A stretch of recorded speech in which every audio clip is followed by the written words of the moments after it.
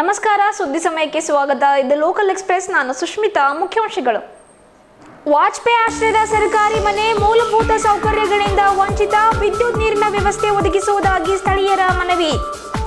ರಾಜ್ಯದ ಶಿಕ್ಷಣ ಸಚಿವರ ನಡೆ ಖಂಡಿಸಿ ಎಬಿವಿಪಿಯಿಂದ ರಸ್ತೆ ತಡೆ ಪ್ರತಿಭಟನೆ. ಸ್ವಯಂ ಪ್ರೇರಿತ ರಕ್ತದಾನ ಶಿಬಿರ ಹಮ್ಮಿಕೊಂಡಿದ್ದು, ಶಿಬಿರ ಕುರಿತು ವಾರ್ತಾ ಇಲಾಖೆಯಲ್ಲಿ ಪೂರ್ವ ಸಭೆ. ನಗರದ ಕರ್ನಾಟಕ ವಿಶ್ವವಿದ್ಯಾಲಯದಲ್ಲಿ ತೆರಿಗೆ ದಿನಾಚರಣೆ. ಬಸವಮುಕ್ತಿ ಮಂದಿರದಲ್ಲಿ ಮಲ್ಲಿಕಾರ್ಜುನ್ ಖರ್ಗೆ ಅವರ 75ನೇ ಹುಟ್ಟುಹಬ್ಬ ಆಚರಣೆ. ಹೈದರಾಬಾದ್ನ ಐಲಮ್ ಆರ್ಟ್ ಗ್ಯಾಲರಿಯಲ್ಲಿ ಬೀದರ್ ಕಲಾವಿದರಾದ ರಾಜ್ಕುಮಾರ್ ದೀನೆ ಅವರಿಂದ ಕಲಾ ಪ್ರದರ್ಶನ. ವಾರ್ತೆಯ ವಿವರಗಳು. ಜಿಲ್ಲೆಯ ಗೋರ್ನಳ್ಳಿ ಗ್ರಾಮದಲ್ಲಿ ಸರ್ಕಾರಿ ಅನುದಾನದಡಿ ಮನೆ ಒದಗಿಸಿದ್ದು 2 ವರ್ಷಗಳಾದರೂ ಜನರು ಮೂಲಭೂತ ಸೌಕರ್ಯಗಳಾದ ನೀರಿನ ಹಾಗೂ ವಿದ್ಯುತ್ ವ್ಯವಸ್ಥೆ ಇಲ್ಲದೆ ವಂಚಿತರಾಗಿ ವಾಸ ಮಾಡುತ್ತಿದ್ದು, ಮೂಲಭೂತ ಸೌಕರ್ಯಗಳಿಲ್ಲದೆ ಪರಿತಪಿಸುವಂತಾಗಿದೆ. ಹಾಗಾಗಿ ವಂಚಿತರಾದ ಸ್ಥಳೀಯರು ನಮ್ಮ ಸುದ್ದಿ ಸಮಯದ ಮೂಲಕ ಮಾತನಾಡಿ ತಮ್ಮ ಸಮಸ್ಯೆಗಳನ್ನು ಪರಿಹರಿಸುವುದಾಗಿ ಶಾಸಕರಿಗೆ ಸಂಬಂಧಿಸಿದ ಅಧಿಕಾರಿಗಳಿಗೆ ಮನವಿ ಸಲ್ಲಿಸಿದರು. ವಾಜಪೇಯಿ ಆಶ್ರಯವಾದ ಗೋರ್ನಳ್ಳಿ ಗ್ರಾಮದಲ್ಲಿ ಬಡವರಿಗೆ ಹಾಗೂ ವಿಕಲಚೇತನರಿಗೆ ಸರ್ಕಾರಿ ಮನೆಗಳನ್ನು ಒದಗಿಸಿದ್ದು 2 ವರ್ಷಗಳಾದರೂ ಅಲ್ಲಿನ ಜನರಿಗೆ ಯಾವುದೇ ರೀತಿಯ ಮೂಲಭೂತ ಸೌಕರ್ಯಗಳಿಲ್ಲದೆ ವಿದ್ಯುತ್ ಮತ್ತು ನೀರಿನ ವ್ಯವಸ್ಥೆ ಇಲ್ಲದೆ ಪರಿತಪಿಸುವಂತಾಗಿದೆ. ಸ್ಥಳೀಯರಾದ ವಾಮನ್ ರಾವ್ ಕುಲಕರ್ಣಿ ಅವರು ಮಾತನಾಡುತ್ತಾ, ನಾವಿಬ್ಬರು ದಂಪತಿಗಳು ವಿಕಲಚೇತನರು, ನಮ್ಮಿಂದ ನೀರು ತರುವುದು ಆಗುವುದಿಲ್ಲ, ಇಲ್ಲಿ ವಿದ್ಯುತ್ ವ್ಯವಸ್ಥೆ ಇಲ್ಲದೆ ಕಷ್ಟಪಡುವಂತಾಗಿದೆ ಎಂದು ಸುದ್ದಿ ಸಮಯದ ಮೂಲಕ ಮಾತನಾಡಿ ಮೂಲಭೂತ ಸೌಕರ್ಯಗಳನ್ನು ಒದಗಿಸುವುದಾಗಿ ಮನವಿ ಮಾಡಿದರು. ಇದೀಗ ನಾವು ಗೋರ್ನಳ್ಳಿಯ ಸ್ಥಳೀಯರಾದ ವಾಮನ್ ರಾವ್ ಅವರು ನಮ್ಮ ಜೊತೆಗಿದ್ದಾರೆ. ಅವರಿಬ್ಬರು ದಂಪತಿಗಳು ವಿಕಲಚೇತನರಾಗಿದ್ದು, ಅವರಿಗೆ ಇಲ್ಲಿ ನೀರಿನ ವ್ಯವಸ್ಥೆ ಆಗಲಿ, ಕರೆಂಟಿನ ವ್ಯವಸ್ಥೆ ಆಗಲಿ, ಯಾವುದೇ ರೀತಿಯ ವ್ಯವಸ್ಥೆಗಳು, ಮೂಲಭೂತ ಸೌಕರ್ಯಗಳು ಅವರಿಗಿಲ್ಲ. ಅವ್ರ ಸಮಸ್ಯೆಗಳನ್ನು ಕೇಳ್ಕೊಂಡು ಬರೋಣ. ಸುದ್ದಿ ಸಮಯದಿಂದ ನಾವು ಏನು ಹೇಳ್ತೀವಿ ಅಂತಂದರೆ, ಈ ನಮಗೆ ಮನೆಯನ್ನು ನಿಲ್ಸ್ಕೊಟ್ಟಿದ್ದಾರೆ, ಎಲ್ಲ ಮಾಡಿದ್ದಾರೆ. ಆದರೆ ಇವಾಗ ನನಗೆ ಕರೆಂಟಿನ ಪ್ರಾಬ್ಲಮ್ ಇದೆ ಮತ್ತು ನೀರಿನ ಪ್ರಾಬ್ಲಮ್ ಇದೆ. ನಾವಿಬ್ಬರು ಅಂಗವಿಕಲರಿದ್ದೇವೆ. ಆದ ಕಾರಣ ನಮ್ಗೆ ಎಲ್ಲಿನೂ ಹೋಗ್ಲಿಕ್ಕೆ ಬರೋಂಗಿಲ್ಲ, ಬರ್ಲಿಕ್ಕೆ ಬರೋಂಗಿಲ್ಲ. ಆ ಸಲುವಾಗಿ ದಯಮಾಡಿ ತಾವು ನನಗೆ ಕರೆಂಟು ಮತ್ತು ನೀರಿನ ಸವಲತ್ತು ಮಾಡಿಕೊಟ್ಟಿದ್ರೆ ನಾವು ನಿಮಗೆ ತುಂಬ ಧನ್ಯವಾದಗಳನ್ನು ಅನ್ನುತ್ತೇನೆ. ಜೈ ಹಿಂದ್. ನೋಡಿದ್ರಲ್ಲ ವೀಕ್ಷಕರೇ, ಇಲ್ಲಿ ಸರ್ಕಾರ ಏನೋ ಇರೋದಕ್ಕೋಸ್ಕರ ಮನೆಯನ್ನು ಒದಗಿಸಿದೆ. ಆದರೆ ಯಾವುದೇ ರೀತಿಯ ನೀರಿನ ವ್ಯವಸ್ಥೆ ಆಗಲಿ, ವಿದ್ಯುತ್ತಿನ ವ್ಯವಸ್ಥೆ ಆಗಲಿ ಇಲ್ಲಿ ಇಲ್ಲ. ಆದರೂ ಕೂಡ ಜನ 1.5 ವರ್ಷದಿಂದ ಇಲ್ಲಿ ವಾಸ ಮಾಡಿಕೊಂಡಿದ್ದಾರೆ. ಹಾಗಾಗಿ ಇಲ್ಲಿನ ಸ್ಥಳೀಯ ಶಾಸಕರಾಗಲಿ, ಸಂಬಂಧಿಸಿದ ಅಧಿಕಾರಿಗಳಾಗಲಿ ಒಂದು ಸರ್ತಿ ಇಲ್ಲಿ ಬಂದು ಇವ್ರ ಜೊತೆ ಕಮ್ಯುನಿಕೇಟ್ ಮಾಡಿ ಮಾತಾಡಿ ಇವ್ರ ಸಮಸ್ಯೆಗಳನ್ನು, ಕುಂದುಕೊರತೆಗಳನ್ನು ವಿಚಾರಿಸ್ಕೊಂಡು ಇವರಿಗೆ ನೀರಿನ ಪೂರೈಕೆ ಆಗಲಿ, ವಿದ್ಯುತ್ತಿನ ಪೂರೈಕೆ ಆಗಲಿ ಮಾಡಬೇಕೆಂಬುದೇ ನಮ್ಮ ಸುದ್ದಿ ಸಮಯದ ಆಶಯವಾಗಿದೆ. ಸ್ಥಳೀಯರಾದ ಕಾವೇರಿ ಅವರು ಮಾತನಾಡುತ್ತಾ, ಇಲ್ಲಿ ವಿದ್ಯುತ್ ಸೌಲಭ್ಯವಿಲ್ಲದೆ, ನೀರಿನ ವ್ಯವಸ್ಥೆ ಇಲ್ಲದೆ ಬೇರೆ ಹಳ್ಳಿಗೆ ಹೋಗಿ ನೀರು ತರುವಂತಾಗಿದೆ, ನೀರಿಗಾಗಿ ಕಷ್ಟಪಡುವಂತಾಗಿದೆ. ಹಾಗಾಗಿ ನೀರಿನ ಮತ್ತು ವಿದ್ಯುತ್ ಸೌಲಭ್ಯ ಒದಗಿಸುವುದಾಗಿ ಹೇಳಿದರು. ವೀಕ್ಷಕರೇ, ನಾವೀಗ ಗೋರ್ನಳ್ಳಿ ಗ್ರಾಮದಲ್ಲಿದ್ದೀವಿ. ಇಲ್ಲಿ ಇರೋದಕ್ಕೋಸ್ಕರ ಸ್ಥಳೀಯ ಗ್ರಾಮಸ್ಥರಿಗೆ ಸರ್ಕಾರದ ವತಿಯಿಂದ ವಸತಿಗಳನ್ನು ಒದಗಿಸಲಾಗಿದೆ. ಆದರೆ ಇಲ್ಲಿ ಯಾವುದೇ ರೀತಿಯ ಮೂಲಭೂತ ಸೌಕರ್ಯಗಳು ಇಲ್ಲ.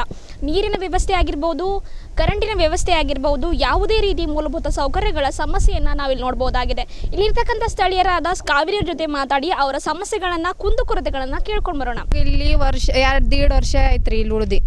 ನೀರಿಲ್ಲ, ಲೈಟ್ ಇಲ್ಲ, ಏನಿಲ್ಲ, ಕತ್ಲಾಗೆ ಇದ್ದಿದ್ದೆವು. ಮಕ್ಕಳವ ಸಣ್ಣ ಸಣ್ಣ ಹುಳ ಹೊತ್ತು ಎಲ್ಲ ಹೊಂಟೋಕರಿ ಅಂದ್ರೆ ಯಾರು ಭೀ ಬಂದು ನೀರು ಲೈಟು ಎಲ್ಲರ ಬಲ್ಲಿ ಹೋಗಿದ್ದೆವು. ಯಾರು ಬಂದು ನೀರು ಕೊಟ್ಟಿಲ್ಲ, ಲೈಟ್ ಕೊಟ್ಟಿಲ್ಲ, ಏನು ಕೊಟ್ಟಿಲ್ಲ. ನೀರಿನ ವ್ಯವಸ್ಥೆ ಹೆಂಗೆ ಪೂರೈಸ್ಕೊತಿದ್ದೀರಾ ನೀವು? ವಾಡ್ಯದಾಗ ಹೋಗ್ತಾರ್ತೇವ್ರಿ. ವಾಡಿ ಅಂದರೆ ಬಾಜು ಅದ ರೀ ಊರು. ಈ ಊರಿಂದ ಬೇರೆ ಊರಿಗೆ ಹೋಗಿ ತೊಗೊಂಡು ಬರ್ತೀರಾ? ಓಕೆ. ಈಗ ನಿಮಗೆ ಏನು ಪೂರೈಕೆಗಳು ಏನು ನಿಮ್ಗೆ ಅದು ಆಗಬೇಕು? ಈಗ ನೀರು ಲೈಟು ಬೇಕ್ರಿ. ನೀರು ಲೈಟು ಬೇಕು. ಅಲ್ಲದೆ ಜಯಶ್ರೀ ಅವರು ಮಾತನಾಡುತ್ತಾ, ಇಲ್ಲಿ ಸಣ್ಣ ಮಕ್ಕಳು ಆಟವಾಡುತ್ತಾರೆ, ತಿರುಗುತ್ತಾರೆ. ರಾತ್ರಿ ವೇಳೆಯಲ್ಲಿ ವಿದ್ಯುತ್ ಇಲ್ಲದೆ ಬಹಳ ಕಷ್ಟವಾಗುತ್ತಿದೆ. ಸಣ್ಣ ಮಕ್ಕಳನ್ನು ತೆಗೆದುಕೊಂಡು ನೀರು ತರುವುದು ಕಷ್ಟವಾಗುತ್ತಿದೆ. ಅದಕ್ಕಾಗಿ ಕೃತಕ ಸೋಲಾರ್ ದೀಪಗಳನ್ನು ಬಳಸುತ್ತಿದ್ದೇವೆ ಎಂದು ಹೇಳಿದರು. ಈ ಸಂದರ್ಭದಲ್ಲಿ ಹಿರಿಯರು, ಸ್ಥಳೀಯರು ಉಪಸ್ಥಿತರಿದ್ದರು.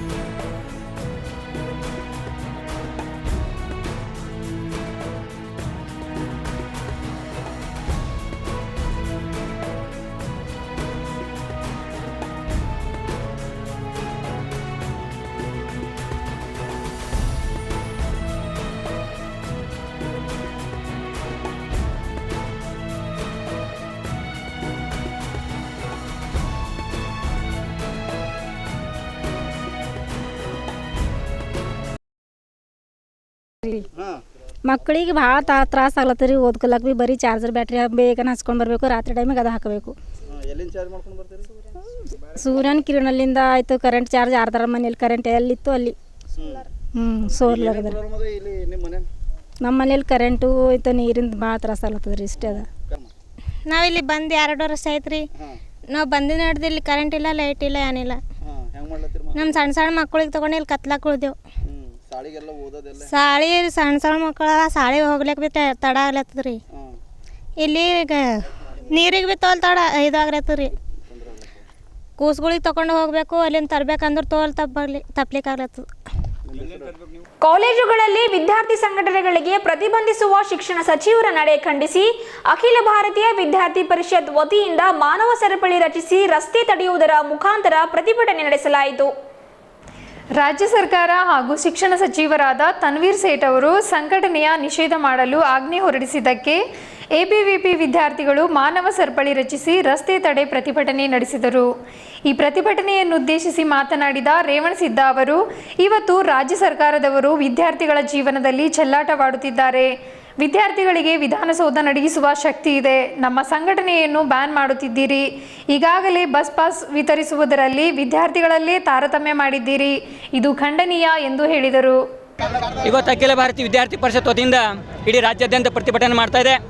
ಮಾನ್ಯ ಕರ್ನಾಟಕ ರಾಜ್ಯದ ಮುಖ್ಯಮಂತ್ರಿಗಳಾಗಿರ್ತಕ್ಕಂಥ ಸಿದ್ದರಾಮಯ್ಯನವರೇ ಹಾಗೂ ಶಿಕ್ಷಣ ಸಚಿವರಾಗಿರ್ತಕ್ಕಂಥ ತನ್ವೀರ್ ಸೇಠ್ ಅವರೇ, ನಿಮ್ಗೆ ಎಷ್ಟಾದರೂ ನಾಚಿಕೆ ಮಾನ ಮರ್ಯಾದೆ ಅನ್ನೋದಿದ್ದರೆ ವಿದ್ಯಾರ್ಥಿಗಳ ಜೀವನದಲ್ಲಿ ಚೆಲ್ಲಾಟಾಡೋದನ್ನು ಬಿಡಿ. ಈಗ ಆಲ್ರೆಡಿ ಪಾಸ್ ಕೊಟ್ಟು ವಿದ್ಯಾರ್ಥಿಗಳ ಮಧ್ಯೆ ತಾರತಮ್ಯ ಮಾಡಿದಿರಿ. ಅದು ಸಾಲದು ಅಂತ ಗೊತ್ತು. ವಿದ್ಯಾರ್ಥಿಗಳ ಕಾಲೇಜ್ ಕ್ಯಾಂಪಸ್ನಲ್ಲಿ ವಿದ್ಯಾರ್ಥಿ ಸಂಘಟನೆಗಳನ್ನು ಏನಪ್ಪ ಅಂದ್ರೆ ಬ್ಯಾನ್ ಮಾಡ್ಲಿಕ್ಕೆ ಹೊರಟಿದ್ರಿ. ಇದು ಖಂಡನೀಯ. ಅಖಿಲ ಭಾರತೀಯ ವಿದ್ಯಾರ್ಥಿ ಪರಿಷತ್ ಇದನ್ನು ತೀವ್ರವಾಗಿ ಖಂಡಿಸ್ತದೆ. ಅಷ್ಟೇ ಅಲ್ಲ, ಮಾನ್ಯ ತನ್ವೀರ್ ಸೇಠ್ ಅವರು ಒಂದು ಸುದ್ದಿವಾಹಿನಿಯಲ್ಲಿ ಹೇಳ್ತಾರೆ, ಎಬಿವಿಪಿನ ಗುರಿಯಾಗಿ ಇಟ್ಕೊಂಡು ಇವತ್ತು ಕಾಲೇಜ್ ಕ್ಯಾಂಪಸ್ಗಳಲ್ಲಿ ವಿದ್ಯಾರ್ಥಿ ಸಂಘಟನೆಗಳ ನಿಷೇಧ ಹೊರಡಿಸಬೇಕಂತೇಳಿ ಸುತ್ತಲೇ ಹೊರಡ್ತಾ ಇದ್ದೀರಾ. ಇದನ್ನು ಅಖಿಲ ಭಾರತೀಯ ವಿದ್ಯಾರ್ಥಿ ಪರಿಷತ್ ಖಂಡಿಸ್ತದೆ. ಅದು ನಮ್ಮ ಹಕ್ಕು ಸ್ವಾಮಿ. ಇವತ್ತು ವಿದ್ಯಾರ್ಥಿ ಹೋರಾಟ ಮಾಡ್ತಕ್ಕಂಥದ್ದು ಅದು ಸಂವಿಧಾನದ ಹಕ್ಕು.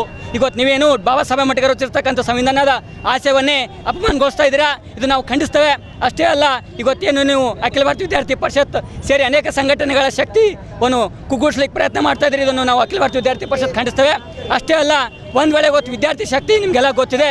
ವಿದ್ಯಾರ್ಥಿ ಶಕ್ತಿ ಗುಡುಗಿದರೆ ವಿಧಾನಸೌಧ ನಡಗಿಸುವ ಶಕ್ತಿ ನಮ್ಮಲ್ಲಿದೆ. ಒಂದು ವೇಳೆ ನೀವು ಇದೇ ರೀತಿ ಮುಂದುವರೆದ್ರೆ ನಿಮಗೆ ಕಡೆ ಕಾಲ ಬಂದಿದೆ ಅಂತ ನೀವು ತಿಳ್ಕೊಳ್ಬೇಕು. ನಿಮ್ಗೆ ನೈತಿಕ ಹೊಣೆ ಹೊತ್ತು ಯಾವುದೇ ರೀತಿಯ ನಿಮಗೆ ರಾಜ್ಯದಲ್ಲಿ ಒಂದು ಆಡಳಿತದಲ್ಲಿ ಮುಂದುವರಲಿಕ್ಕೆ ನಿಮಗೆ ನೈತಿಕತೆ ಹಕ್ಕಿಲ್ಲ. ತಕ್ಷಣ ತಮ್ಮ ಸ್ಥಾನಿಕರನ್ನು ರಾಜೀನಾಮೆ ಕೊಡ್ರಿ. ವಿದ್ಯಾರ್ಥಿಗಳಿಗೆ ಏನು ಹೇಳಿಕೆ, ಏನು ಸಂಘಟನೆ ವಿರುದ್ಧ ಬ್ಯಾನ್ ಮಾಡ್ಲಿಕ್ಕೆ ಹೊರಟಿದ್ರು ಅದನ್ನು ತಕ್ಷಣ ವಾಪಸ್ ತಗೊಳ್ಬೇಕು. ಆಶಾರಾಣಿ ಅವರು ಮಾತನಾಡುತ್ತಾ, ಸರ್ಕಾರ ಇವತ್ತು ವಿದ್ಯಾರ್ಥಿಗಳ ವಿರೋಧಿಯಾಗಿದೆ. ನಮ್ಮ ಹಕ್ಕು ನಮಗೆ ಒದಗಿಸಿ, ನಮ್ಮ ಬೇಡಿಕೆಯನ್ನು ಈಡೇರಿಸಿ ಎಂದು ಹೇಳಿದರು. ಈ ಸಂದರ್ಭದಲ್ಲಿ ಸಂಗಮೇಶ್ ಲದ್ದೆ, ಸಂತೋಷ್ ಪಾಂಚಾಳ್, ಅರವಿಂದ್ ಸುಂದಳ್ಕರ್, ಸವಿತಾ, ದೀಪಿಕಾ ಕೋಳಿ ಸೇರಿದಂತೆ ಹಲವು ವಿದ್ಯಾರ್ಥಿಗಳು ಉಪಸ್ಥಿತರಿದ್ದರು. ಸರ್ಕಾರ ತುಂಬಾನೇ ವಿರುದ್ಧ ಹೋಗ್ಲತ್ತದ. ವಿದ್ಯಾರ್ಥಿಗಳ ವಿರುದ್ಧ ಪ್ರತಿಯೊಂದಕ್ಕೂ ವಿದ್ಯಾರ್ಥಿಗಳ ಹಕ್ಕುಗಳ ಕಸ್ಕೊಳತ್ತದ. ವಿದ್ಯಾರ್ಥಿಗಳಿಗೆ ನಾವು ಏನು ತಪ್ಪು ಮಾಡಿದೆವು ಅಂತ ಅದಕ್ಕೆ ಹೇಳತ್ತಿಲ್ಲ, ಬಟ್ ನಮ್ಮ ಹಕ್ಕು ನಮಗೆ ಇಸ್ಕೊಡ್ಬೇಕಂತ ನಾವು ಕೇಳ್ಕೊಳ್ತೇವೆ. ಈ ಹೋರಾಟ ನಾವೇನು ನಡೆಸಿದೆವು ಇದಕ್ಕೆ ಜಲ್ದಿ ಕ್ರಮಗೊಂಡು ನಮಗೊಂದು ಇದು ಕೊಡ್ಬೇಕು. ನಗರದ ವಾರ್ತಾ ಇಲಾಖೆಯಲ್ಲಿ ರಕ್ತದಾನ ಶಿಬಿರ ಆಯೋಜಿಸುವ ಕುರಿತು ಸಭೆ ಹಮ್ಮಿಕೊಂಡಿದ್ದು, ವಾರ್ತಾ ಇಲಾಖೆಯವರು ರಕ್ತದಾನ ಮಾಡುವುದಾಗಿ ಸಭೆಯಲ್ಲಿ ಹೇಳಲಾಯಿತು. ನಗರದ ವಾರ್ತಾ ಇಲಾಖೆಯಲ್ಲಿ ಸಭೆ ಹಮ್ಮಿಕೊಂಡಿದ್ದು, ರಕ್ತದಾನ ಶಿಬಿರ ಹಮ್ಮಿಕೊಳ್ಳುವುದರ ಕುರಿತು ಹಾಗೂ ರಕ್ತದಾನ ಮಾಡುವ ಕುರಿತು ಸಭೆ ನಡೆಸಲಾಯಿತು. ಈ ಸಭೆಯನ್ನುದ್ದೇಶಿಸಿ ಮಾತನಾಡಿದ ಮಾರ್ತಾಂಡ ಕಾಶಂಪುರ್ ಅವರು, ರಕ್ತದಾನವನ್ನು 18 ರಿಂದ 60 ವರ್ಷದ ವಯೋಮಿತಿಯವರು ಮಾಡಬಹುದಾಗಿದೆ. ಪ್ರತಿಯೊಬ್ಬರ ಶರೀರದಲ್ಲಿ 5.5 ಲೀಟರ್ ರಕ್ತವಿರುತ್ತದೆ. ರಕ್ತದಾನ ಮಾಡುವುದರಿಂದ ಶರೀರಕ್ಕೆ ಯಾವುದೇ ರೀತಿಯ ಸಮಸ್ಯೆಯಾಗುವುದಿಲ್ಲ ಎಂದು ಹೇಳಿದರು. ಈ ಸಂದರ್ಭದಲ್ಲಿ ಅನೇಕ ವೈದ್ಯರು, ಅಧಿಕಾರಿಗಳು ಹಾಗೂ ಸಂಬಂಧಪಟ್ಟ ಪತ್ರಕರ್ತರು ಉಪಸ್ಥಿತರಿದ್ದರು.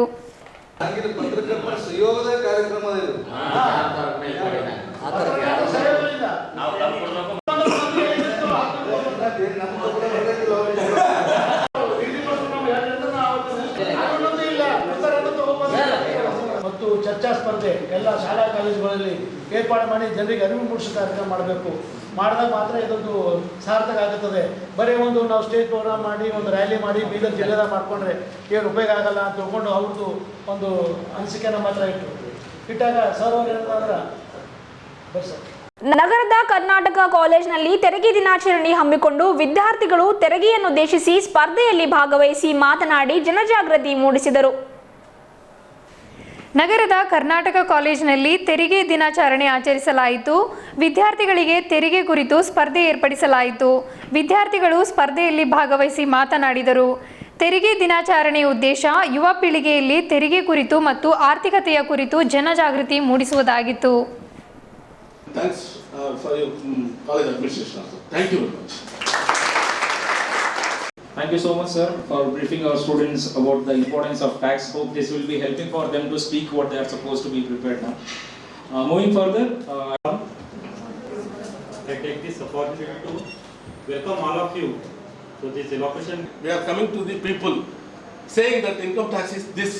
Income tax was enforcing agency. It used to put people under fix.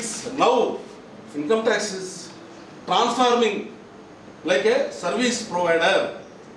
It is taxpayer friendly.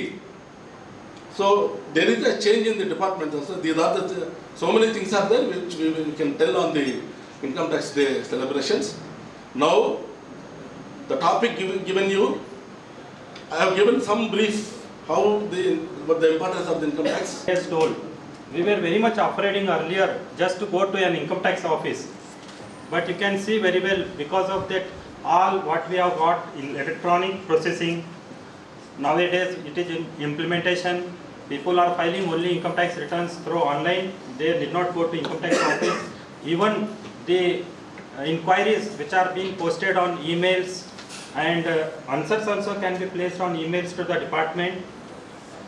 Even whatever the recent cash transactions inquiries have come, that also have come only through online, and many people all the people have been asked to present their answers only online. That's why because of all digital India mobilization, it is coming to a user friendly way by the income tax department what we are finding now. I know the days because when I am practicing here since last 28 years, I know how people were afraid about income tax in just years of 10 years back. But now the totally situations have been changed. People are also understanding their liability. They are also feeling what they are. And development such as health, education, family welfare, etc. So because the private initiative and capital are limited here, like India. India has ruled by the Britishers. So Indians demanded the freedom. That time the Indians started the strong freedom movement in 1857.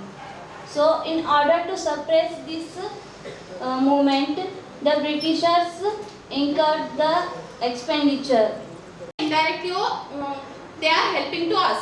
Because of that one should pay the tax to government. Definitely it's compulsory payment for society. Now my conclusion is that to सब लोग income tax भरना चाहिए. कितना property है जितना है उतने में ही भरना चाहिए. शो ऑफ नहीं, जो प्रॉपर्टी है वो नहीं दिखा रहे, इसलिए इनकम टैक्स वाले ही. ಬಸವಮುಕ್ತಿ ಮಂದಿರದಲ್ಲಿ ದಲಿತರ ಆಶಾಕಿರಣ ಅಭಿವೃದ್ಧಿಯ ಹರಿಕಾರ. ದಲಿತ ಸಮುದಾಯದ ಆಸ್ತಿ ಸೋಲಿಲ್ಲದ ಸರದಾರ ಡಾಕ್ಟರ್ ಮಲ್ಲಿಕಾರ್ಜುನ್ ಖರ್ಗೆ ಅವರ 75ನೇ ಹುಟ್ಟುಹಬ್ಬವನ್ನು ವಿಜೃಂಭಣೆಯಿಂದ ಆಚರಿಸಲಾಯಿತು. ಪ್ರಯುಕ್ತ ಮಲ್ಲಿಕಾರ್ಜುನ್ ಖರ್ಗೆ ಅಭಿಮಾನಿ ಬಳಗದಿಂದ ಆಯೋಜಿಸಲಾಗಿದ್ದ 40 ದಿನಗಳ ಉಚಿತ ಕಂಪ್ಯೂಟರ್ ತರಬೇತಿ ಪಡೆದ 40 ವಿದ್ಯಾರ್ಥಿಗಳಿಗೆ ಪ್ರಮಾಣ ಪತ್ರವನ್ನು ವಿತರಿಸಲಾಯಿತು. ಡಾಕ್ಟರ್ ಮಲ್ಲಿಕಾರ್ಜುನ್ ಖರ್ಗೆ ಅವರ 75ನೇ ಹುಟ್ಟುಹಬ್ಬ ಆಚರಣೆ ಬಸವಮುಕ್ತಿ ಮಂದಿರದಲ್ಲಿ ದಲಿತ ಆಶಾಕಿರಣ ಅಭಿವೃದ್ಧಿಯ ಹರಿಕಾರ ದಲಿತ ಸಮುದಾಯದ ಆಸ್ತಿ ಸೋಲಿಲ್ಲದ ಸರದಾರ ಡಾಕ್ಟರ್ ಮಲ್ಲಿಕಾರ್ಜುನ್ ಖರ್ಗೆ ಅವರ 75ನೇ ಹುಟ್ಟುಹಬ್ಬವನ್ನು ವಿಜೃಂಭಣೆಯಿಂದ ಆಚರಿಸಲಾಯಿತು. ಖರ್ಗೆರವರ ಹುಟ್ಟುಹಬ್ಬದ ಪ್ರಯುಕ್ತ ಮಲ್ಲಿಕಾರ್ಜುನ್ ಖರ್ಗೆ ಅಭಿಮಾನಿ ಬಳಗದಿಂದ ಆಯೋಜಿಸಲಾಗಿದ್ದ 40 ದಿನಗಳ ಉಚಿತ ಕಂಪ್ಯೂಟರ್ ತರಬೇತಿ ಪಡೆದ 40 ವಿದ್ಯಾರ್ಥಿಗಳಿಗೆ ಪ್ರಮಾಣ ಪತ್ರವನ್ನು ವಿತರಿಸಲಾಯಿತು. ಹಾಗೂ ಮುಕ್ತ ಮಂದಿರದ ಅನಾಥ ಮಕ್ಕಳಿಗೆ ಊಟದ ವ್ಯವಸ್ಥೆ ಮಾಡಲಾಯಿತು. ಆನಂದ್ ಹಾವೆ, ರಜನಿಕಾಂತ್ ಆರೆ, ಸೋಮನಾಥ್ ಐಸ್ಪುರೆ, ಸೂರ್ಯಕಾಂತ್ ಆರೆ, ಆಕಾಶ್ ಕಾವೆ, ಸಚಿನ್ ಕಾವೆ, ಪವನ್ ಚಿಟ್ಟ, ಸುನಿಲ್ ಚಿದ್ರಿ, ಮಲ್ಲಿಕಾರ್ಜುನ್ ಮರ್ಕಲ್, ಪ್ರೀತಮ್ ಸಾಧುರೆ, ಮಹೇಶ್ ಮೂರ್ತಿ, ದಿಲೀಪ್ ಮಿಲ್ಕಾ ಸೇರಿದಂತೆ ನೂರಾರು ಜನರು ಉಪಸ್ಥಿತರಿದ್ದರು. ಕನ್ನಡ ಮತ್ತು ಸಂಸ್ಕೃತಿ ಇಲಾಖೆ ಬೆಂಗಳೂರು ಇವರ ಅನುದಾನದಡಿಯಲ್ಲಿ ನಡೆದ ಚಿತ್ರಕಲಾ ಏಕ ವ್ಯಕ್ತಿಯ ಪ್ರದರ್ಶನವನ್ನು ಹೈದರಾಬಾದ್ನ ಐಲಮ್ಮ ಆರ್ಟ್ ಗ್ಯಾಲರಿಯಲ್ಲಿ ಕಲಾವಿದರಾದ ರಾಜ್ಕುಮಾರ್ ದಿನೇ ಅವರು ತಮ್ಮ ಕಲೆಯನ್ನು ಪ್ರದರ್ಶಿಸಿದರು. ಕನ್ನಡ ಮತ್ತು ಸಂಸ್ಕೃತಿ ಇಲಾಖೆ ಬೆಂಗಳೂರು ಇವರ ಅನುದಾನದಡಿಯಲ್ಲಿ ನಡೆದ ಚಿತ್ರಕಲಾ ಏಕ ವ್ಯಕ್ತಿಯ ಪ್ರದರ್ಶನವನ್ನು ಹೈದರಾಬಾದ್ನ ಐಲಮ್ಮ ಆರ್ಟ್ ಗ್ಯಾಲರಿಯಲ್ಲಿ ಕಲಾವಿದರಾದ ರಾಜ್ಕುಮಾರ್ ದಿನೇ ಅವರು ತಮ್ಮ ಕಲೆಯನ್ನು ಪ್ರದರ್ಶಿಸಿದರು. ಈ ಕಾರ್ಯಕ್ರಮವನ್ನು ಶ್ರೀ ಸುನೀಲ್ ಕುಮಾರ್ ದಿನೇ, ಪಂಚಾಯತ್ ಕಚೇರಿ ಬೀದರ್ RDDR ಅಧಿಕಾರಿ ಉದ್ಘಾಟಿಸಿದರು. ಹಾಗೂ ರಾಜ್ಯ ಲಲಿತಕಲಾ ಅಕಾಡೆಮಿ ಬೆಂಗಳೂರು ಸದಸ್ಯರಾದ ಶ್ರೀ BK ಬಡಿಗೇರಿ ಹಾಗೂ ವಿಜಯರಾವ್ ಐಲಮ್ಮ ಆರ್ಟ್ ಗ್ಯಾಲರಿ ನಿರ್ದೇಶಕರು ಮತ್ತು ಆನಂದ್ ದಿನೇ ಉಪಸ್ಥಿತರಿದ್ದರು. ವಾಜಪೇಯಿ ಆಶ್ರಯದ ಸರ್ಕಾರಿ ಮನೆ ಮೂಲಭೂತ ಸೌಕರ್ಯಗಳಿಂದ ವಂಚಿತ, ವಿದ್ಯುತ್ ನೀರಿನ ವ್ಯವಸ್ಥೆ ಒದಗಿಸುವುದಾಗಿ ಸ್ಥಳೀಯರ ಮನವಿ. ರಾಜ್ಯದ ಶಿಕ್ಷಣ ಸಚಿವರ ನಡೆ ಖಂಡಿಸಿ ABVPಯಿಂದ ರಸ್ತೆ ತಡೆ ಪ್ರತಿಭಟನೆ. ಸ್ವಯಂ ಪ್ರೇರಿತ ರಕ್ತದಾನ ಶಿಬಿರ ಹಮ್ಮಿಕೊಂಡಿದ್ದು, ಶಿಬಿರ ಕುರಿತು ವಾರ್ತಾ ಇಲಾಖೆಯಲ್ಲಿ ಪೂರ್ವ ಸಭೆ. ನಗರದ ಕರ್ನಾಟಕ ವಿಶ್ವವಿದ್ಯಾಲಯದಲ್ಲಿ ತೆರಿಗೆ ದಿನಾಚರಣೆ. ಬಸವಮುಕ್ತಿ ಮಂದಿರದಲ್ಲಿ ಮಲ್ಲಿಕಾರ್ಜುನ್ ಖರ್ಗೆ ಅವರ 75ನೇ ಹುಟ್ಟುಹಬ್ಬ ಆಚರಣೆ. ಹೈದರಾಬಾದ್ನ ಐಲಮ್ಮ ಆರ್ಟ್ ಗ್ಯಾಲರಿಯಲ್ಲಿ ಬೀದರ್ ಕಲಾವಿದರಾದ ರಾಜ್ಕುಮಾರ್ ದಿನೇ ಅವರಿಂದ ಕಲಾ ಪ್ರದರ್ಶನ. ಇದುವರೆಗೂ ಸುದ್ದಿ ಕೊಟ್ಟಿರುವ ನಾನು ಸುಷ್ಮಿತಾ. ಮುಂದಿನ ಸುದ್ದಿಯೊಂದಿಗೆ ಭೇಟಿಯಾಗೋಣ. ವಂದನೆಗಳು.